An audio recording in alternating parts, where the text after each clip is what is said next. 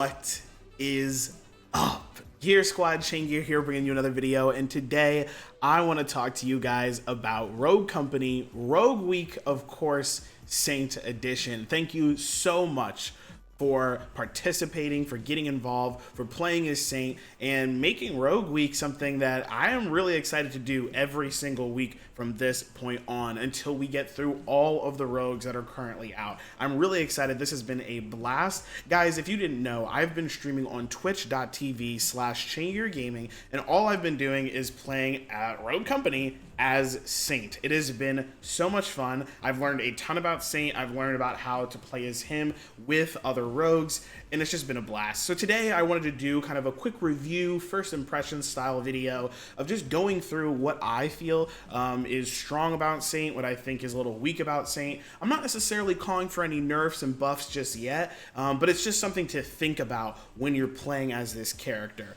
Some of this might just be things that I need to work on. Some of them might be things you want to think about when you're going in and starting to play Rogue Company. Now, if you guys didn't know, I'm going to be doing Rogue Week every single week with a brand new rogue. This week is actually going to be probably my favorite rogue at this point, and that is Phantom. Now, we're not going to jump into Phantom. We're not going to talk about Phantom right now, but I am really excited about her. She's also going to be the star of Sunday Morning Snipes, otherwise known as Sniper Morning Sundays, again on twitch.tv/ChaingearGaming. So definitely take a look at that, get excited, and get ready for Phantom. Obviously, if you guys are watching this late, then you already know we're doing this. We're doing it this week. Follow me on Twitch. It's going to be a blast. But let's talk about Saint. So first of all, I love Saint. Saint's probably my second favorite character in all of Rogue Company. And the reason being is because he's a support character. He's a healer. And I love playing support in pretty much any game I can get my hands on. So Saint is literally, that's just kind of the backbone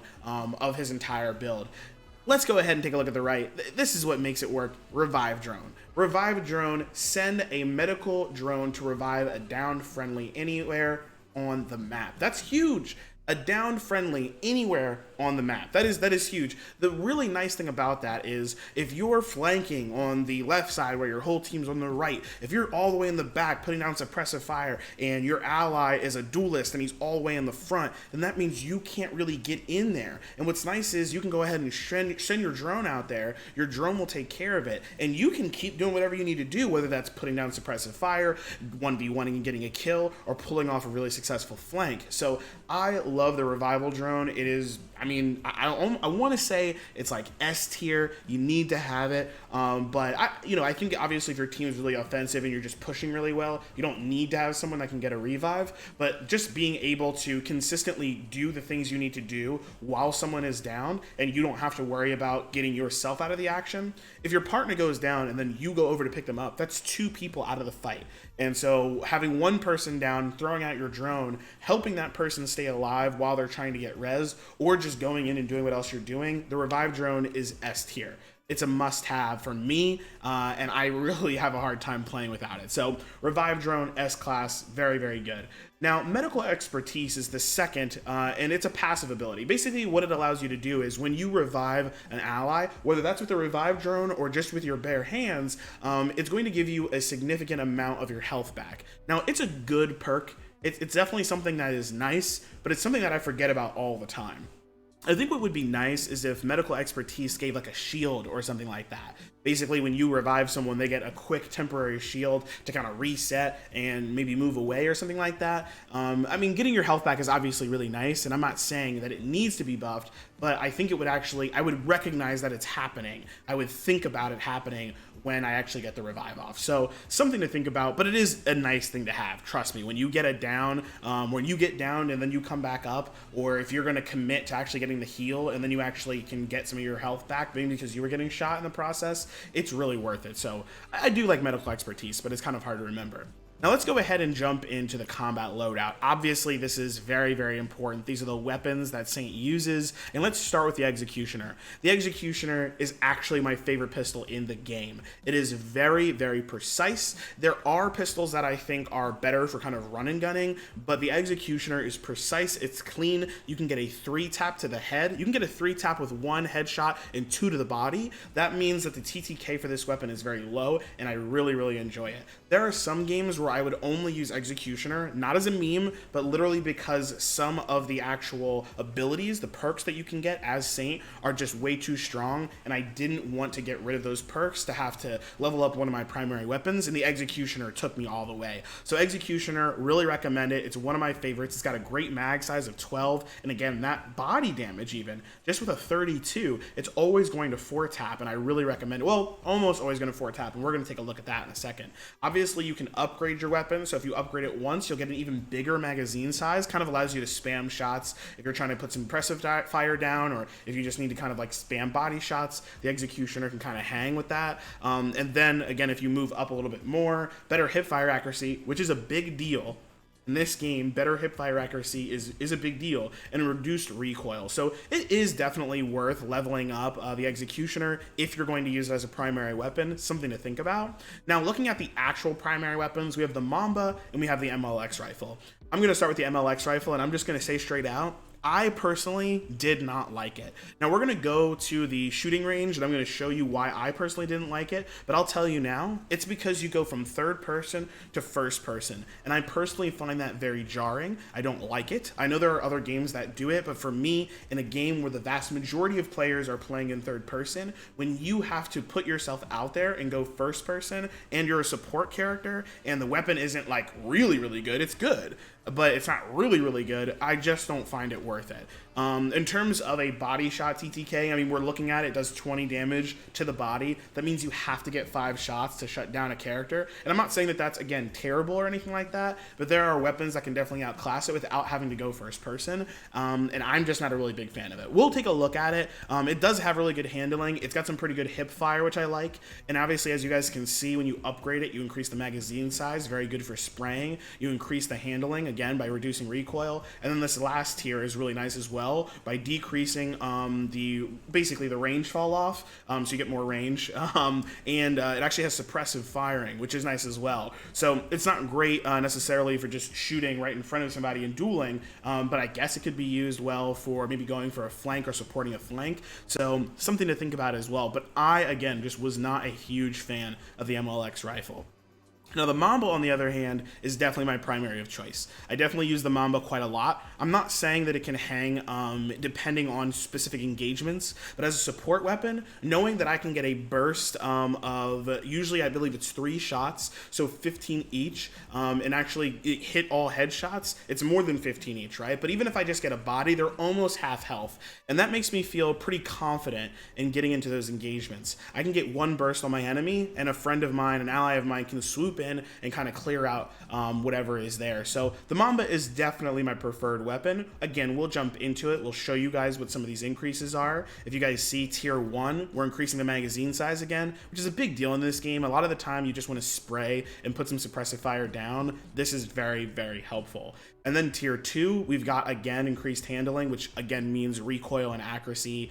Sometimes it means, I mean, recoil is probably the biggest thing, but kind of stability, things like that. And then, of course, we have the range as well. So there's definitely some add-ons here that you might want to think about as well, but those are usually what I go for. The throwing axe, I never really messed around with. I think overall throwing weapons are fine, but they're a little bit memeable, but they're definitely good, but I just never really tried it. I think a lot of characters have throwing weapons, and the only one that, really has something special is Talon, because he can throw his weapon and then get it back. So I think in this scenario, it doesn't really have anything to do with Saint, and I didn't really use it much. The smoke grenade, definitely helpful. Now, level 1 is nice because you can just throw the smoke out, obscure people's vision, you can get a res off, or you can get to a point, and that's definitely nice. But the second version of it actually reduces the enemy movement speed. If you combine that with some of the perks, it's very, very strong, and we'll get to that in just a second. Trip mines are also very good. They're trip mines. They're classic mines. Nobody likes mines in video games, which is exactly why you got to get these. You place them down on the ground, somebody walks into them, they die every single time. Now, you can upgrade it, and they actually become less conspicuous and more durable. Basically, that means you're going to hear more people shooting them, and it's going to take longer to blow them up. And then tier 2, again, just gives you 2, just like the smoke grenades. Again, it just increases the grenade count, which is nice. So trip mines, definitely recommend it, especially on demolition. I don't necessarily think it's worth it on strikeout. I don't know if either of these are really that good on strikeout, but either way, trip mines are definitely nice, especially in demo. Now let's go over the perks. The first two I'm just going to go over, and because I don't really use them, that's evade, which means when you get damaged, you move faster. It might work for people, but for me, I just never really found it that helpful. Cloaked, which is actually pretty good, but I don't use it because they're just better perks.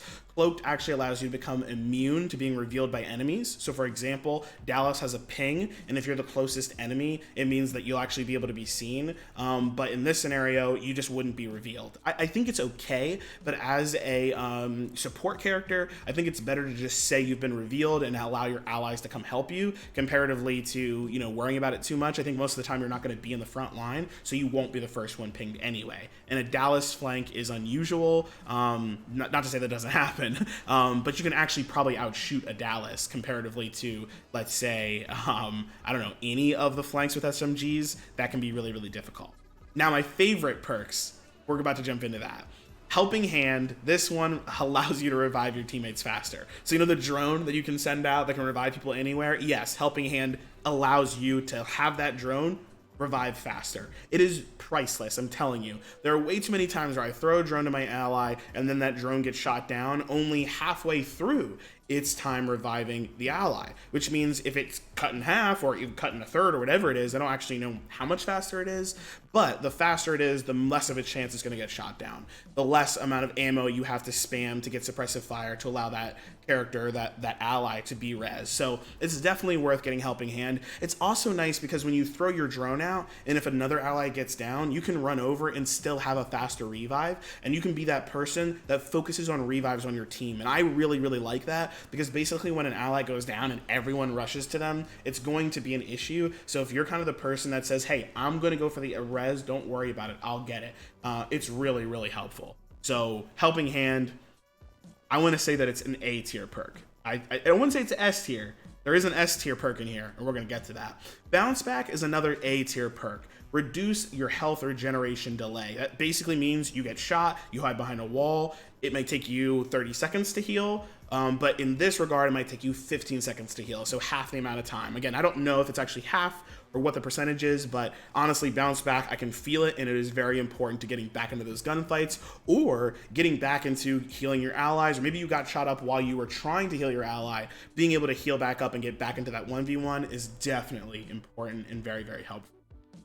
Headstrong is a great perk. A lot of characters have it. It's good. It's not bad. There's literally nothing wrong with it. Getting 25 additional armor, that just means probably one more pistol shot, or maybe a headshot from something won't actually kill you when it usually will. So Headstrong, great perk. I usually use it at like the end of a round or the end of a game. I won't usually buy it early unless I'm just getting really, really close in my matches and I just need to have like a little bit more health. So Headstrong's good, but it's not a perk that I initially buy into. Now the S tier perk, tracker rounds. Oh my god, I love tracker rounds. Tracker rounds are so good. They're my favorite perk by far, S tier. Damaging an enemy with a firearm will reveal them to your team. This is huge. You can combo this with any gun. You can use this with Executioner. You can use this with Mamba. You can use this with the MLX rifle if for some reason you really like that weapon. You can pick up an enemy's weapon, run dual primaries, and then go ahead and spray them with anything, with any weapon. Just tag them a little bit. It tracks them. It allows for your allies to track them. You can do this to multiple enemies. You can tag 2 or 3 enemies on the enemy team, and all your allies know where they are. When you know where an ally is, you instantly have more information and you're this much closer to winning the round. Tracker rounds, S tier. Highly recommend it be one of the first or second things you get. My first 2 perks I always get is Helping Hand and then the tracker rounds. Highly recommend it. Try it yourself. Let me know what you guys think. Now let me actually show you guys what some of these weapons look like. Now if you haven't known, they actually added a shooting range. You can go in with your friends, so you can actually bring 4 people in. It actually says 4v4. I don't really know why it says that. It is possible maybe that you can bring in more people somehow or something, but as far as I understand, you can bring 4 of your allies in here, well, including yourself, and you guys can go ahead and practice some things, see what maybe double TTK looks like. For example, if someone plays as a sniper and then someone plays as Saint, you know, how long does it take to get someone down if the phantom body shot someone, things like that. Comboing abilities, it's really, really helpful. So we're going to go ahead and jump in with Saint, and I'm just going to show you guys what the weapons look like, upgraded and non-upgraded. So like I said, the first weapon is the Executioner. If we just use it normally before we actually purchase anything, again, we know that this weapon's pretty good. Watch this. Headshot, 1, and then body shot, 1, 2. It is so good. 1 body shot, or 2 body shots and 1 headshot. Now, if we go all the way over here, so this is like max range drop off, there is a max range drop off. That is really important to know, a max range drop off. That means no matter what, it actually won't fall off any further than this. The headshot will always be 32 at any range, or it'll be higher. So for example, it's still 32 here, it's 37 now, and again, if I get closer, as you guys saw, it's 48, right? So body shot, the lowest amount you can get is a 21. So again, very important. And let me prove that to you. If I go all the way over here and I get a body shot, 21. If I get the headshot, 32, no matter what. So what that means is if we run up and we let that bot heal, that means it's a 1, 2 to the head and then 1, 2 to the body. 4 shot, no matter what you're doing in this game, no matter where you are, as long as you get 2 headshots, you're always going to be able to get a 4 shot. If not, well, it would be a 3 shot if we were closer. So there we go. Executioner, one of my favorite pistols, easily spammable. You've got the ammo to miss. Now, if we all the way level this up, let me just show you what that looks like. You guys can see that, again, the hipfire accuracy, the reduced recoil. I can actually show you guys what the hipfire accuracy is like. This is close up. You saw it miss that 1 shot, so it's not too bad. This is really close up again. Shoulder swap here. If we just aim center of mass and we spam, most of the time we're gonna get that kill. If we go for headshot, you can see I got a couple misses there, but again, it's not too bad. Now, if we're shooting at a far away target, no movement, just sitting there, center of mass here, about center of mass. We're getting some hits, but of course we have to reload. Now, if we all the way level this thing up, again, we go ahead over to the closest target. No missing. Let's go for the headshots here. 2 headshots, perfect. Now, once again, we go to the long range target over here, and let's see how this hipfire works. It's not bad. It's still not great. I still wouldn't use it that far, hipfire, but it is usable. Okay, so we have our pistol. Now let's take a look at our primary weapons. Now, we do have these perks once again. I'll show you what the tracker rounds looks like. These aren't really going to be that helpful. I can't really show you what these are like. The helping hand perk, again, it just lets you revive faster, and bounce back allows your health regen to happen faster. But the tracker rounds are definitely going to be helpful. I'm also going to grab the smoke grenades to show you a little bit why these tracker rounds are helpful. And let's start with the MLX rifle. So with the MLX rifle, the reason that I don't like it is when you're behind cover, one of the best things to be able to do is to be able to see the enemy. As you guys can see, there's the tracker rounds working there. You can actually see, oh, missed. You can see the enemy and you can kind of peek out and you can kind of shoot. Now with third person weapons, like for example, the Mamba, you can shoot this character and you can actually scope in this way and just kind of edge out a little bit and get some of those shots off. You're still in third person, so you can use, your cover to advantage. But when you're using the MLX rifle, what's frustrating is even if your reticle is off, right? I'm shooting, I can actually get shots over there, get some headshots. When I scope in, all of a sudden I scope into the wall. Why is that? As you can see, my reticle is not on the wall. It's totally fine. I can actually get shots off. I can get headshots off where I am. But if I scope in, I'm instantly on the wall. This is one of the most frustrating things about this game. You actually have to move yourself out of cover. Here it is. You have to move yourself out of cover. And if I move myself out of cover, now look at how far I am. That's really, really frustrating. So this is one of the #1 reasons I don't use the MLX rifle. I'm not saying that it's bad. As you can see, the headshot damage, it's pretty good. It's 30. That's not bad. So if you actually want to figure out how fast it is, that's how fast it is. It can get pretty quick. And if you've got a really good control on your recoil, you can kill enemies pretty quickly if you have really good first-person aim, right? If you can maybe lower the scope sensitivity, you can kind of make sure your, scope isn't going all over the place. As you can see, the recoil it's not too bad, but if you start at the head and you're trying to get all headshots, you're going to get off of the head pretty quickly. And that's pretty normal for, you know, third-person shooters, or shooters in general. So controlling the recoil is going to be important. The MLX rifle is not unusable. If you're used to first-person shooters, this will probably be helpful. I am used to it, but even for me, I just really didn't like it. Now, if you upgrade it all the way, again, you're increasing recoil, magazine size, damage range, and suppressing fire, so you actually hear that the gun sounds different. You see that there definitely is less recoil, and you can again hear that it sounds different. Again, the recoil is much better. As you can see, it doesn't jump nearly as high, as fast, but it still does jump quite a bit. It's not the laser it once was, but the recoil is definitely much more manageable, and if you have the aim, you can do it. So I think, again, it's not terrible. It's something you're going to want to try and maybe use and see if it works for you. For me, I had a hard time using it, and I much rather use the Mamba. So this is Mamba without any add-ons, and you can see with all headshots, it's a 2 burst. Now, even with 1 burst of headshots and then 1 burst of body, it's a 2 burst. This is unbelievably strong if you have really good aim. If you don't, let's say you miss a couple shots, you can see the TTK grows quite a bit. The fastest amount of spam, I'm purposely missing there. You can see the TTK just rises if you don't have great aim.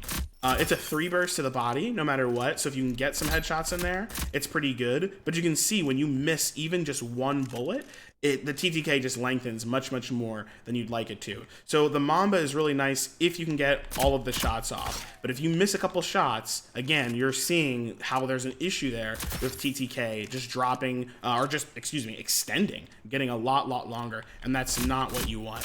Getting a nice solid 3 tap there with a burst is beautiful, but only if you can actually make it work.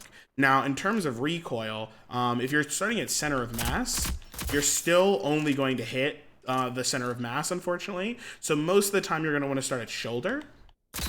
As you can see, you're going to get 2 bursts if you start at shoulder. So I definitely recommend starting at shoulder. But as you can see there, even if you miss a couple shots, again, the TTK, it's really going to mess you up. It's 15 damage a bullet. So if you're missing one of those, you're going from a 45 to a 30. And that's a huge difference. So very unforgiving weapon. Now let me show you guys some of the damage numbers here. Close up, we're getting 23s, but far away, we're getting 18s.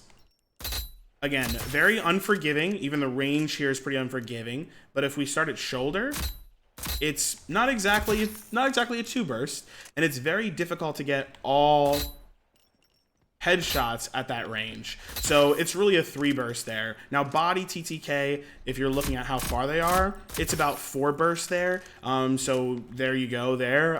So it's good. It's good. I like it. It's usable. I like it more than the MLX rifle, strictly because I don't have to go into first person. And again, if you level this thing up all the way, you can see maybe the body shot here. The headshots go up to about 20 now, which is nice. But now I still think that this is probably, unfortunately, it's still about, that actually doesn't seem right to me with the math there, because it should be 60 and 60. So we're probably missing a couple of those shots. There we go. Yeah, so it is a 2 burst if you're getting all the headshots there. There we go. Yeah, and obviously up close here, it's still going to be, the damage doesn't change. So, but yeah, it's pretty good. I like this weapon a lot. It's one of my favorites in the game. Well, it's one of my favorites for Saint, but again, you really only have 2 options there.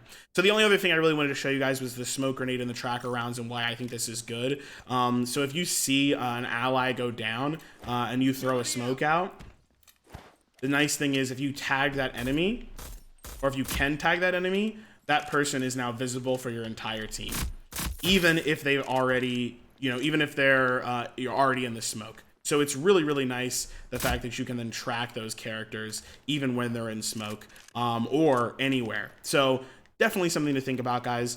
This has been a Saint first impressions review, however you guys want to think about it. But I just wanted to give you guys a little bit of information about Saint. I'm a big fan of him. I don't necessarily say that he was like S-class or anything like that. I'd probably say that he's I think he's A tier. I think his weapons could be more lethal. Again, I don't necessarily know that they need to have like a buff or anything like that, but it's definitely something to think about. You guys are going to see some Phantom gameplay over the next week, and I think you're going to see why I think Phantom is much more lethal. And then after that, we'll probably do some duelists or some flanks, and I think you'll see why I think their SMGs are extraordinarily lethal as well. So definitely stay tuned, guys. Thank you so much for watching.